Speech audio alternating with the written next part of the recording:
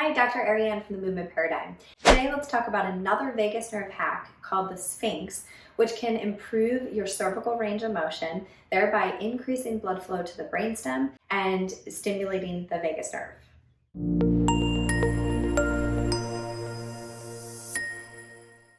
So today we'll review the anatomy briefly, as well as review how to perform the exercise and the implications that will have for you. Please make sure to check out some of our other vagus nerve hacks so you can really explore what works best for you. But in the meantime, to review the vagus nerve, we want to remember this is the 10th cranial nerve. It's a paired nerve. It originates from the brainstem, exits anteriorly, is coming down innervating muscles of the throat, of the heart, of our digestive tract.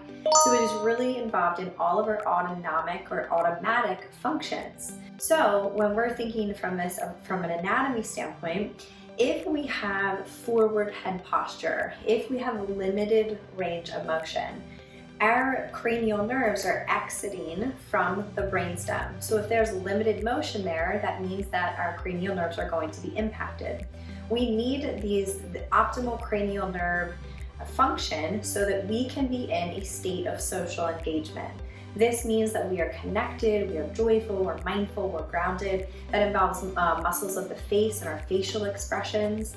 So again, if our range of motion is limited, then that can impact our functionality of these nerves and thereby how we interact with the world. Before you begin the exercise, I would recommend checking your range of motion. So you can start by keeping your head in a stacked position over your body and just looking all the way to the right, all the way to the left, and really just getting an idea on how that feels. Is there pain? Is there restriction?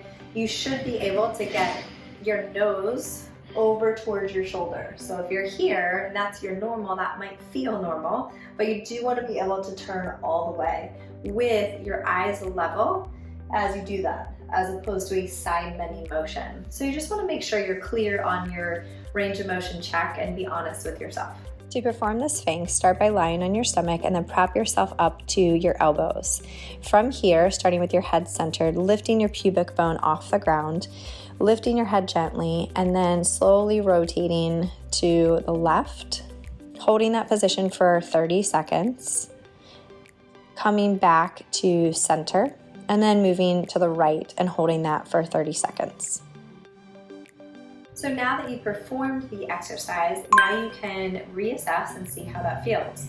If it feels better, then that exercise was meant to relax or stimulate cranial nerve 11, the accessory nerve, to relax your SCM muscle as well as your trapezius muscles.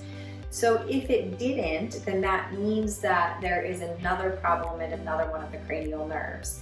So just know that there are other exercises that may be more appropriate for you.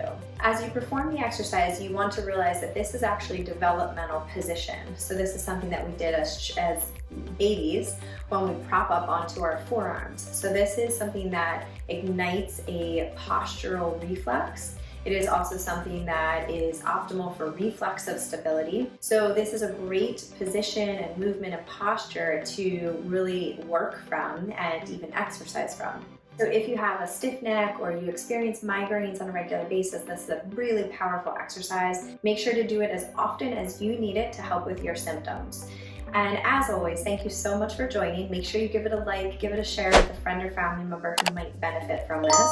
And don't forget to subscribe to our YouTube channel, The Movement Paradigm, for weekly tips on mindset, nutrition, and movement. And if you'd like to schedule a consultation, virtual or live, please reach out to us at themovementparadigm.com.